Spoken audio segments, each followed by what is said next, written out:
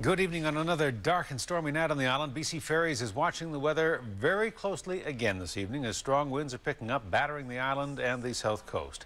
This has been a long day of long lineups and several sailing waits. The backlog left behind when ferries had to cancel all sailings yesterday afternoon and into the evening. Tonight the service is back to normal, but just like the weather, that could change quickly.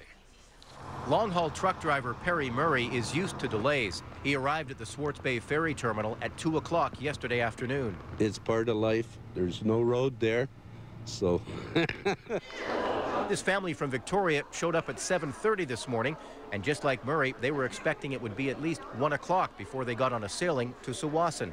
We read the sign on the highway that said that 2 ferries are full, 11 o'clock's full and 9 o'clock's full. So we kept going anyways because you have to go to Vancouver. BC Ferries says close to 60 sailings on 12 different routes were canceled yesterday.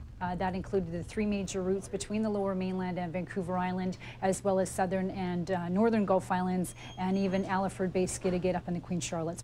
The sea is calm now, but BC Ferries says when swells exceed 3.5 meters or the winds rise above 40 knots, the decision is made to cancel ferry service between Vancouver Island and the mainland. And that's exactly what happened yesterday. Up north, crossing Hackett Strait from Prince Rupert to the Queen Charlotte, our threshold would be 3.5 meters significant wave height. Down here on the south coast, we don't see weather quite that extreme. It would normally be around the 40-knot wind speed that we would start to look at canceling sailings.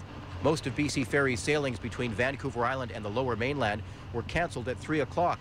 Then, around 6:30, the company says it was forced to cancel all remaining sailings. The last trip between Horseshoe Bay and Departure Bay left at 5 o'clock.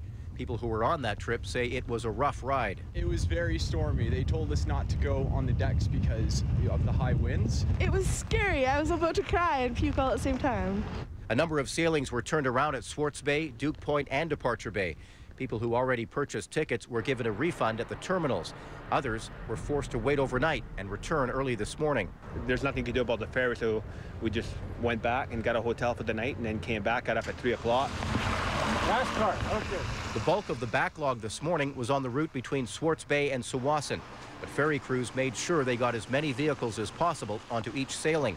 And that meant people like Perry Murray and the young family from Victoria didn't have to wait around until 1 o'clock. Instead, they made it on the 11 a.m. sailing. Others were caught off guard and had to run out of the terminal. Eric Thompson joins us now with more on the story. Eric, what's the situation tonight, and how did ferries deal with the backlog? Did they add sailings? They did not add extra sailings. 3 ferries are in refit right now, although the Spirit of Vancouver Island should be back in service tomorrow. And Hudson, no major delays or cancellations expected tonight. We do have high winds in the forecast. You can get all the information online, as always, at bcferries.com. And Hudson, we were surprised today to hear from a number of people who had no idea about yesterday's cancellations, so they, of course, didn't call ahead or check the website. All right, good idea at this time of year. Eric, thank you. You're welcome.